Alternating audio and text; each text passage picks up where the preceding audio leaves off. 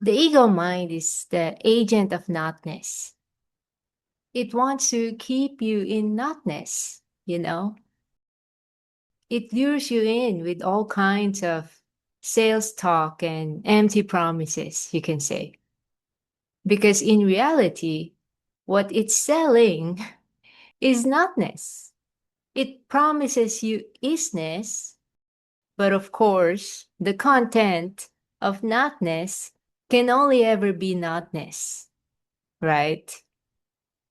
Basically, it frames its quote unquote product as isness or the promise of it, right?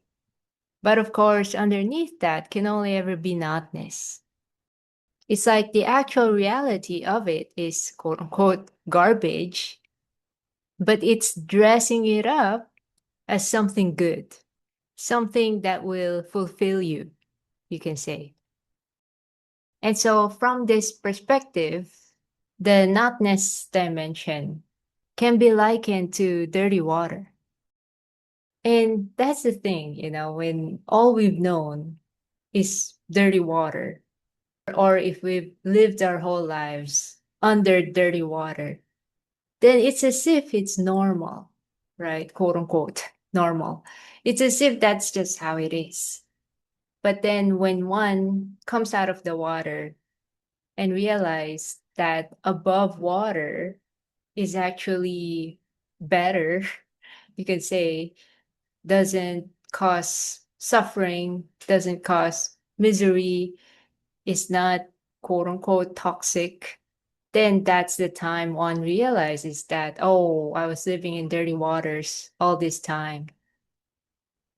And of course, when one is above water and realizing the state, above water and experiencing that, and you can say spending more time here above water, there's a sense of not wanting to go back there.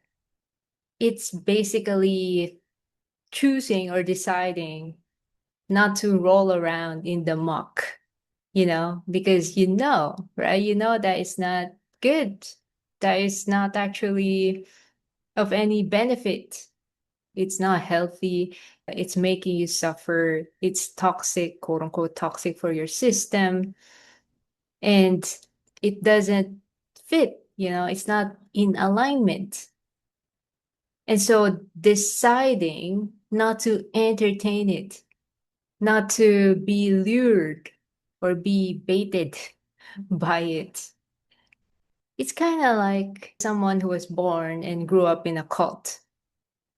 And eventually that person awakens and was able to extricate themselves and get out of the cult and finally got their lives together outside of the cult, right? Then that person realizes that, oh, I was living in such yucky, dirty place. It was actually not normal, It was actually oppressive and abusive and again, toxic. It's actually insanity.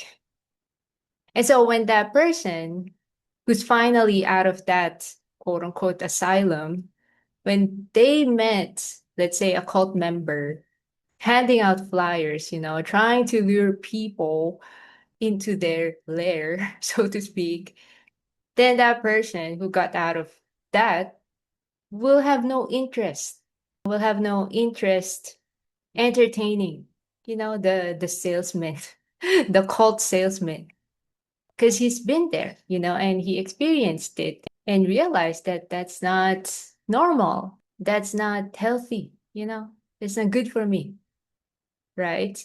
And so, no matter how much sales talk or how much baiting, all the sales tactic, fear mongering, guilt mongering, shame tactics that the cult salesperson is doing, he wouldn't bite the bait. There's just no interest.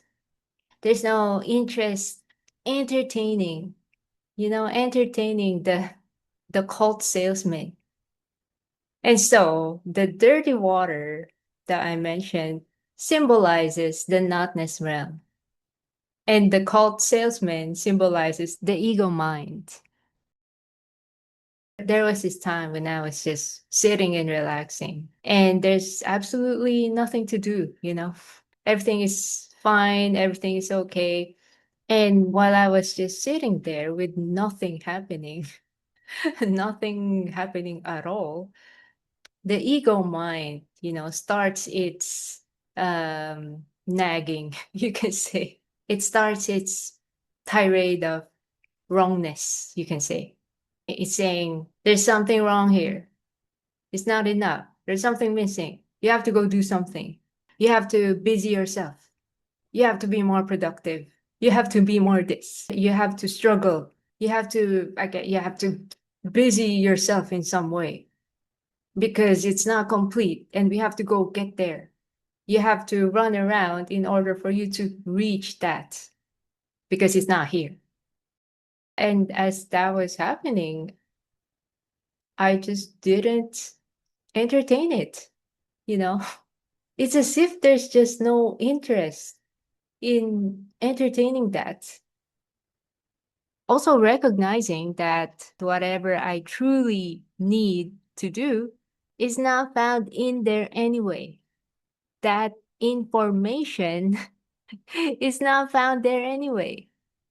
They don't have it. The notness realm, the ego mind doesn't have that information anyway. It's not in there. It's a sham. And it doesn't matter what the mongering it does, you know, what kind of tantruming or sales tactic it does. It's just at that time or that moment, there was just no interest to dip myself or submerge myself in that dirty water and allow myself to be quote unquote scammed, you know.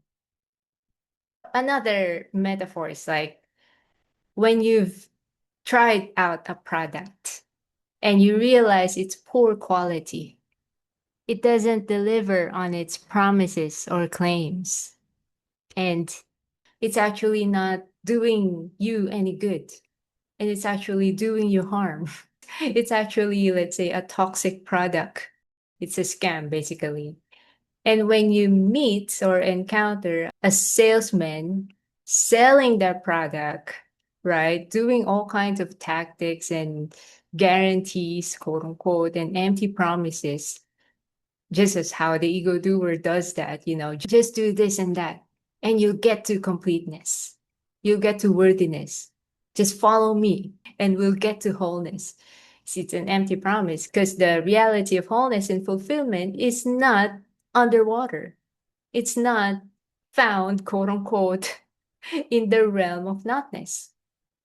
Right. So, anyway, when you encounter the salesman of that poor product, no matter what kind of sales tactic that salesman do, there's just wouldn't be any interest, right?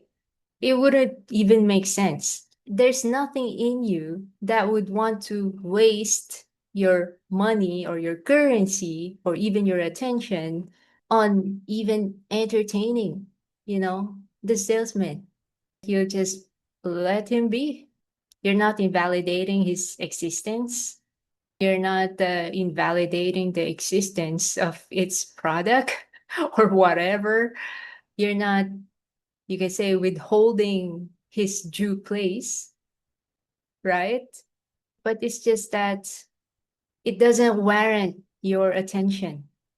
It, it doesn't warrant your currency. You don't have the obligation, you can say, to give him any currency or attention or entertaining. He's not owed, he's not owed your attention or currency.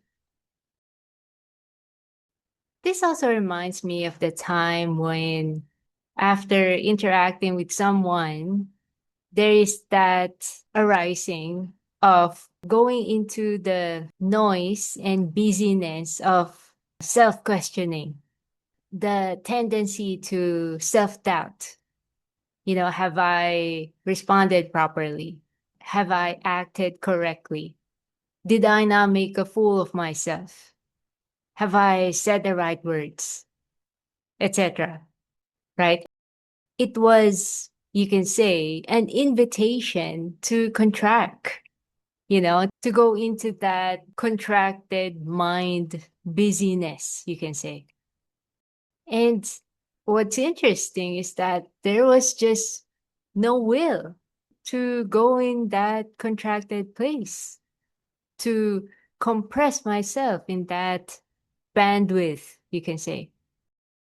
From the open hand state, it's just not interested, you know? There was no will to quote unquote submerge itself into the close fisted orientation.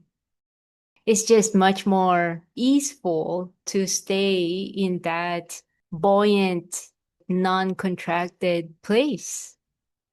Basically, I didn't felt the need, or there was just no interest or will to dive in that dirty water, to contract in those kinds of thoughts of self-doubt or self-inadequacy or self-questioning. There was just no interest or will to give guarantee to that invitation, you can say. And so that's the thing. We can say no to the offer of notness. The power is always in our hands because its life depends on your attention, your currency. It's an illusion, right? An illusion cannot stand on its own. It requires a supply, you know? Illusion requires connivance, collusion for it to stand, you can say. And so, yeah, entertaining notness is not warranted. You can actually say no. You can say no to notness. In fact, there's already a quote unquote a natural, you can say, ceiling or cap or barrier between buoyancy, being afloat above water, and submergence, underwater, right? The place above water is naturally not interested to go underwater because it's not underwater.